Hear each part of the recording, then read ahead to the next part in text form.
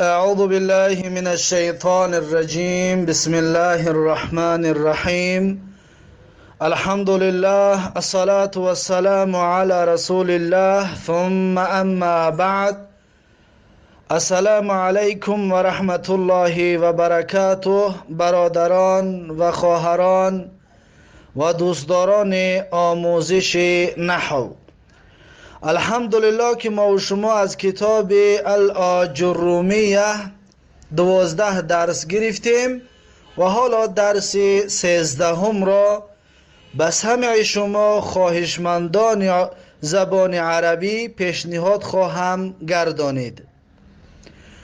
و ما و شما درس های گذشته گرفتیم که فعل مضارع در 10 صورت، یعنی 10 حرف اگر پیش از فعل مضارع بیاید، فعل مضارع منصوب می شود و 18 اسم یا حرفای هست که اگر پیش از فعل مضارع بیاید مجزوم می شود. در غیر این 28 صورت باقی مانده فعل مضارع مرفوع هست. این را ما و شما گرفتیم و همچنین درس‌های گذشته گرفتیم که اسم در 7 جا مرفوع می باشد. در 7 جا اسم مرفوع هست. یکم فاعل باشد. درس گذشته فاعل را با تفصیل گرفتیم با قسمهایش. اکنون امروز جای دویمی که اسم مرفوع هست، این نائب فاعل بودن هست. اینا میگن مفعول الذی لم یسمى فاعله. اینا میگن مفعول الذی لم یسمى فاعله، یا میشود کوتاه شما بگید نائب فاعل، یعنی جای نشین فاعل. اکنون ببینید که در این باره چی میگه صاحب الآجرومیه. میگه باب المفعول الذي لم يسمى فاعله. باب مفعولی که فاعلش ذکر شدگی نیست. میتوانید که بنویسید شما درباره این که باب نائب الفاعلی، باب درباره نائب فاعل صحبت میکند. و هو، اکنون میگه نائب فاعل چی هست؟ الاسم المرفوع الذي لم يذكر معه فاعله.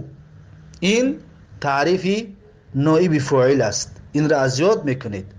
یعنی که نائب فاعل الاسم، اسم بدای به مثل چی؟ به مثل فاعل. فاعل هم اسم است، نائب فاعل هم اسم است.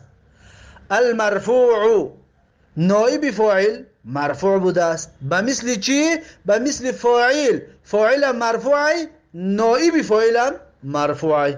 الذي لم يذكر معه فاعله، انا گپی نو هست. یعنی که همون اسمی که همراهش فاعلش ذکر شدگی نیست. همون اسمی که همراهش فاعلش ذکر شدگی نیست. یعنی چی؟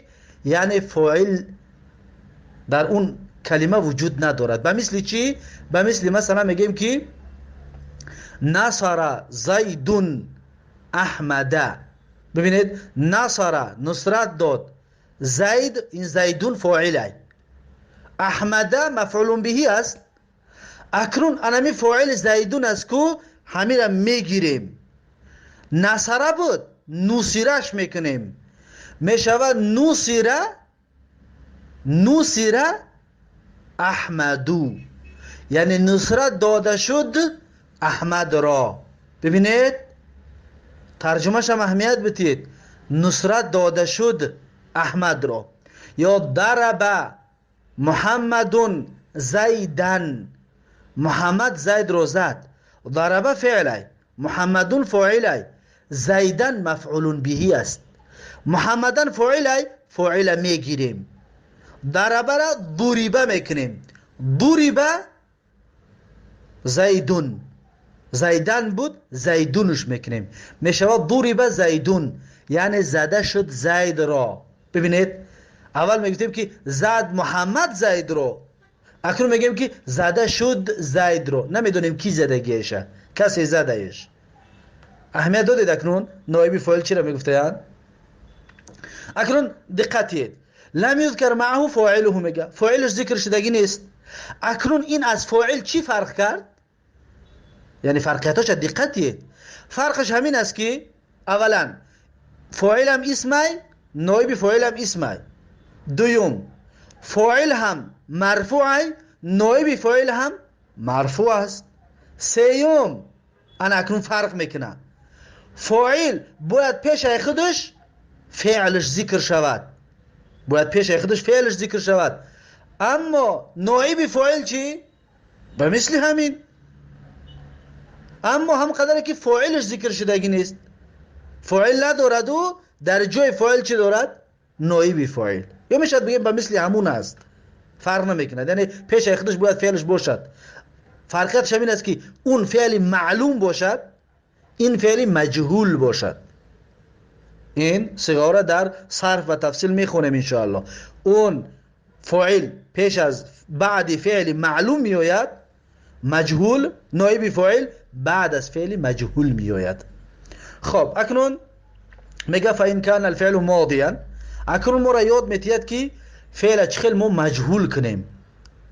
میگه فإن كان الفعل ماضيا، اگر میگه فعل ماضی باشد، فعل ماضی مثلا ضرب فعل ماضی، قتل فعل ماضی، نصر فعل ماضی، اگر میگن طرف فعل ماضی باشد، یا استخرج فعل ماضی، یا مثلا اجتمع فعل ماضی جمع شد، یا استخرج طلبی برآمدن کرد فعل ماضی، اینا ما فعل ماضی هستند. میگه اگر که ماضی باشد ضم اوله، اولش ضمه میکنیم، اولش چیکار میکنیم؟ ضمه میکنیم. به مثل چی؟ به مثل ضربه بود میگیم دو، دو اولش نمی حرف داده در ضربه، و در نصر حرف نونه نو، یا دو دو و کسر ما قبل آخری، پیش از ما قبل آخرش میگه کسره کرده میشود. دو ری، ری انمی ری پیش از ما قبل آخری، یعنی ب آخری پیش از ب حرف چی ای؟ حرف ری. در ضربه ب حرف آخری پیش از ب حرف ری ای، انمین حرف ری را ما قبل آخر میگن. یا قتله قوتی، انمین ت پیش از ما قبل آخر ای، لام قتیله قتله لام آخر ای، ت پیش از ما قبل آخر ای. دقت یدین را. پس ما همین را ضم اوله و کسر ما قبل آخری میگه. اولش ضمه میکنیم، ما قبل آخر کسره میکنیم. به مثل چی؟ مثلا ضربه بود میگیم ضریبه، قتله بود میگیم قتیله، حمیده بود میگیم حمیده، علیمه بود میگیم علیمه. فهمو؟ ذهبه بود میگیم ذهبه. دقت ید. اجتماع بود میگیم اجتمع، استخرجه بود میگیم استخرجه. ببینید مجهول کردیم، انا میطور میگه مجهول میکنیم. اما در ثلاثی ده فهمیده ما قبل آخر رو. اما در اجتماع، اجتماع میم ما قبل آخره، عین آخرش است، اجتماع عین آخرش است، میم ما قبل آخر است. بعضی میم ما کسره میکنیم، میم کسره میکنیم، اولش را قطع اولین متحرک ضمه میکنیم، میگیم اس تخ، معذرت میخوام، اجتمع، اجتمع یعنی جمع کرده شد. یا مثلا استخرج طلب برآمدن کرده شد. پس این ترجمهش است و این حالتش است. اگر فعل ماضی باشد این طورش میکنیم. اکنون میگه و این کان مضارعا، اگه مضارع باشه چیکارش کنیم؟ میگه ضم اوله، اولش ضمه کن، رنگ همین فعل ماضی. مثلا ببین در یضربو فعل مضارع، یقتلو فعل مضارع، ینصرو فعل مضارع. ببینید اکنون این را میگه چیکار کن؟ ضم اولو، اولش ضمه کن، اما حرف مضارعاتی هست که یضربو را یو میگویی، یقتلو را یو، ینصرو را یو، یو اول یا را ضمه میکنیم و فتح ما قبل آخره، پیش از ما قبل آخر فتحه میکنیم. پیش از در فعل ماضی کسره میکنیم، در فعل مضارع فتحه میکنیم. به مثل چی؟ به مثل ببین مثلا ذهب، مثلا میگیم که یضربو یضربو یا را دمه میکنیم میشه یود ریبو بود ر را فتحه میکنیم برای مقابل اخیره یود ربو میگیم یود یضربو بود مجهولش کرده میگیم یود ربو یک طلو بود میگیم یقتلو یعلمو بود میگیم یعلمو برای خودش فتحه که هسته فتحه میسته یعلمو نصر ینصرو ینصرو بود میگیم ینصرو دیدید که جاشتا تغییر میتیم تو اینکه معلوم مجهول شود در این صورت ما معلومه مجهول میکنیم و در این باره در علم صرف انشاءالله در کتاب بیدان با تفصیل میخونیم معلوم مجهول چطور میکنیم و هو علی قسمینی و همین نایب فاعل میگه دو قسم هست نایب فاعل چند قسم هست؟ دوتا با مثل چی؟ با مثل فاعل فاعل هم دوتا بود ظاهر و مضمر ظاهر بود و مضمر یعنی ضمیر بود جای نشین بود ظاهر یعنی اسم ظاهر بود اسم مثلا محمد احمد یا مثلا اسم ظاهر بود یا مضمر بود یعنی جای نشین بود یعنی وای تو با مثل همین چه بود؟ ضمیر بود یعنی که جای نشین بود اکنون مثالش میاره قسم یکی میگه فالظاهر پس ظاهر میگه نحو قولک مانند سخن تو است ای طالب علم ضرب زیدون ضرب زیدون یعنی زده شد زید را ترجمهش زده شد زید را پس میگم ضرب مجهول فعلی ماضی مبنی على الفتح زیدون فاعلش نمیگیم وقتی فعل مجهول که باشه بچه فاعل نمیگیم بچه نائب فاعل میگیم نائب فاعل مرفوع و علامت رفعه الضمه الظاهره هم چیزی که در بالا گفته گفتیم همون اگر از یاد کردید خلاص جور دیگر میدونید فقط نامش علیش میشه اینا مجهول فعل ماضی میگیم و بالاگیر معلوم فعل ماضیش میگفتیم در فاعل ده در مفعول ده میگیم فعلش میگیم مجهول فعل ماضی زیدون در بالا فاعل میگفتیم در یه چی میگیم نائب فاعلش میگیم و یضرب زیدون یضرب اصلا چی بود یضرب مجهولش کرده میشه یضرب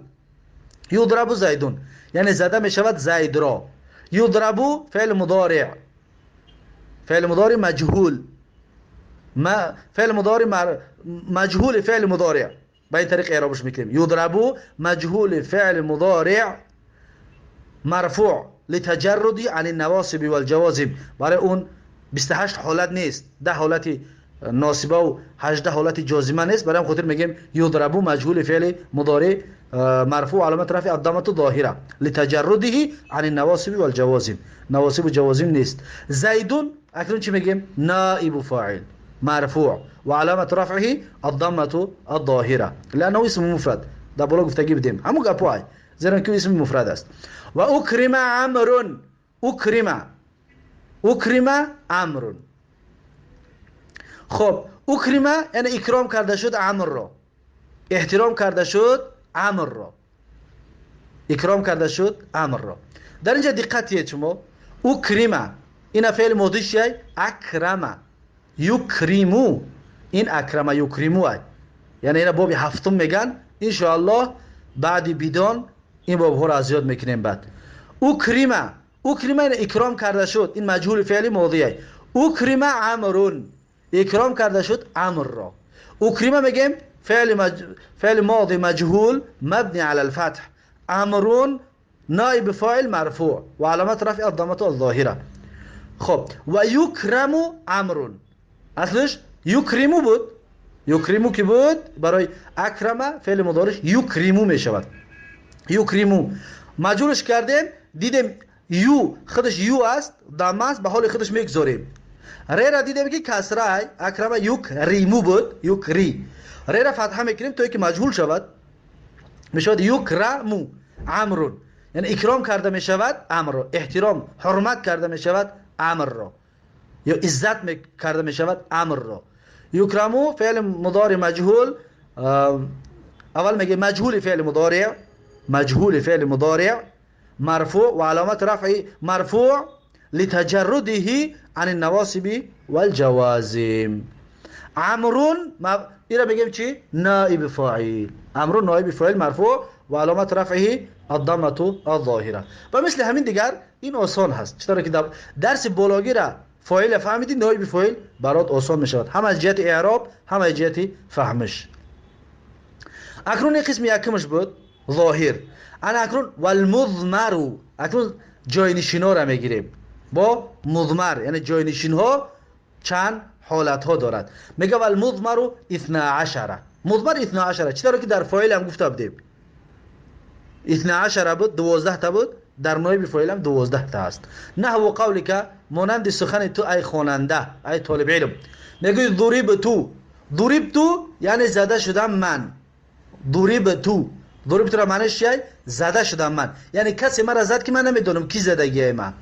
در این صورت میگم ضریب تو، زده شدم من.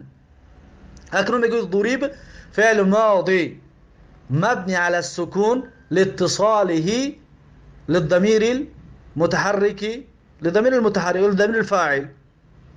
فما ضريب تو إلى مجيم ضمير متصل مبني على الضم في محل رفع. در بالا میگفتیم فاعل، در اینجا میگیم نائب فاعل.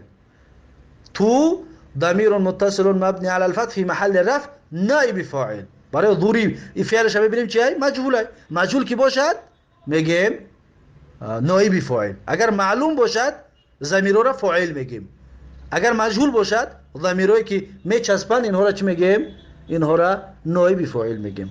و ضربنا و مثل همین است اعرابش. ضرب فعل ماضی مبني على السكون لاتصاله بضمير المتحرك الفاعل. را میگیم ضمير متصل مبني على السكون في محل رفع نائب فاعل. في محل رفع نائب چی؟ فاعل هست. و ضریب نه زده شده ما بسیاری زدن نمیدونیم کی زدن. و ضریب تا و زده شدی تو. و ضریب تا زده شدی تو مرد. پس ضریب فعل ماضی مبني على سكون لاتصاله بالضمير المتحرك الفاعل. و تا ضمير متصل مبني على الفتح، برای تا آخرش فتحه دارد، مبني على الفتح في محل رفع چی میگیم؟ نائب فاعل. برای ضرب فعل مجهول است. ضرب فعل مجهول مبني على السكون است. ضرب تی و مثل همین است. ضرب فعل ماضی مجهول یعنی زده شدی تو زن. تی میگم ضمیر متصل مبني على الكسر في محل رفع نائب فاعل. در محل رفع چی؟ نائب فاعل است. ضرب توما. ضرب به مثل همون پیشینه اعرابش توما یعنی زده شدید شما دو مرد یا شما دو زن. ضرب توما زده شدید شما دو مرد یا شما دو زن. ببینید توما را چی میگیم؟ میگیم توما ضمیر متصل مبني على السكون. برای چی؟ برای توما آخرش چه؟ ساکن داره، الف ساکنه. مبني على السكون في محل رفع نائب فاعل. در محل رفع چی؟ نائب فاعل. و ضربتم میگم ضمیر متصل مبني على السكون في محل رفع نائب فاعل. ضربتم معناش زده شدید شما همه مردها.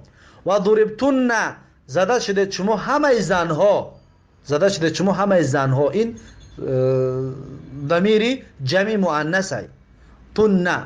ضربتن زده شدید شما همه زنها. اکنون تن را چطور میگیم؟ ضرب خیلی فهمیدیم فعل ماضی مجهول مبنی علی السکون. لیکن تن را چی میگیم؟ تن را میگیم ضمیر متصل مبنی علی الفتح. برای چی؟ برای تن آخرش فتحه دارد. مبنی علی الفتح فی محل رفع چی میگیم؟ نائب فاعل. برای چی؟ به خاطر اینکه ضرب فعل ماضی مجهول است. مجهول کی باشد بعدش نائب فاعل می شود. فاعل نائب فاعل. و ضرب و زده شد. و ضرب فعل ماضی مبنی علی الفتح. مجهول فعل ماضی مبنی علی الفتح. اکنون فاعلش کجا است؟ این فاعل نداره. چی داره در اینجا؟ نائب فاعل. نائب فاعلش چیه؟ ضمیر مستتر تقدیر او هو. یعنی ضرب زده شد وی در اینجا مستتر است، در تحتش پنهان است. و ضربت یعنی زده شد. ضربت به مثلی در بالا گفته بودیم فعل ماضی فقط جدا مجهول میگیم، بالا در معلوم میگیم، در فاعل در نائب فاعل میگیم مجهول فعل ماضی. و تا حرف مبنی علی السکون لا محل له من الاعراب. حرف این علامتی چیه؟ علامتی تانیث است. چی تانیث است؟ فاعل مؤنثه، فاعل زنه. برای خاطر ضربت، وقتی ضربت که شد در تحتش ضمیر پنهانه و ضمیر چی مؤنثه، هی وای زن. ضربت زده شد وای زن را، زده شد وای زن را، نمیدونیم کی زدگیشه. اکنون و ضربا، و زده شده شما دو مرد، زده شده شما دو مرد. ضربا با مثل همون پیشینه اعرابش فعل ماضی مجهول مبنی علی الفتح و الف باشد. این الفی که در آخرش میبینید ضربا، این الف مبنی علی السکون، ضمیر متصل مبنی علی السکون فی محل رفع چی؟ نائب فاعل. نائب فاعل برای ضربا این چی؟ ضربا این مجهوله. و ضربو، و زده شده شما همه مردها. ضربو چی؟ ضربو فعل ماضی مبنی على الضم لاتصال بواو الجماعه، بواو جماعت الذکور، در جماعت واو جماعت ذکور، جماعت مردها. و واو چی؟ واو ضمیر متصل مبنی على السکون فی محل چی؟ رفع. برای چی؟ لانه نائب فاعل، بخاطر اینکه نائب فاعل هست. و الف چی گفتیم در بالا گفته گفتیم همون است. الف چی؟ فارقه. الف فارقه. و ضربنا، ضرب فعل ماضی مبني على السكون لاتصاله بنون نسبة والنون ضربنا نون ضمير متصل مبني على الفتح في محل رفع نائب فاعل. ضربنا اینش زده شده شما همه زنها. پس این هست درس امروزه ما و شما، درس 13. با همین درس 13 نائب فاعل با آخر رسید و تا درس آینده، تا درس 14 یک شما رو به الله تبارک و تعالی میسپارم. هر کجایی که باشید سربلند و موفق باشید و این چیزهای گفته را حفظ کنید، زیرا اینکه اینها دیگر هر کجایی که عربی را خوندید براتون فایده میرساند. دیگر شما میدونید وقتی که اسم مرفوع خوندن دو حالت حاضر شما فهمیدید، یکم فاعل، دویم نائب فاعل. 5 حالت دیگر موندگی است. ان شاء الله هر روز یا هر وقت بیکار شدیم برای شما یا درس پیشکش خواهیم گردانید. بارک الله فیکم و جزاکم الله خیرا و السلام علیکم و رحمت الله و برکاته.